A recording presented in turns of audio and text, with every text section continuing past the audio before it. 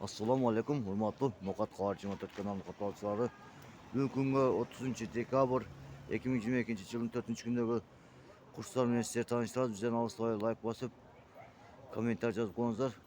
Barınızlarga Nokat çağrılan calını salam etmekçiyiz. Banktan canına görüşeceğiz.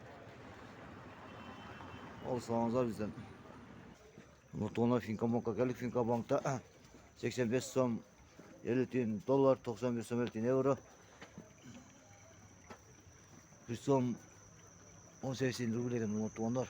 Ruble çıkıttır. Paramızlar. 1000 ruble şuna 1180 som pul bolot ekan. Unuttuğunlar barı жерде kurs bizde bir de ekan. Paramızlar. Bugün çıkıttır kurs. 85 som 73 tin dolar, 91 som 50 tin euro.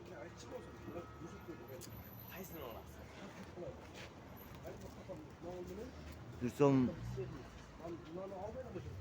paramızlar ruble çıkıttır. 1000 ruble şu anda 1180 som pul bolot ekan. Unuttuğunlar. Unuttuğunlar bu жерде de ruble çıkıttır. Paramızlar.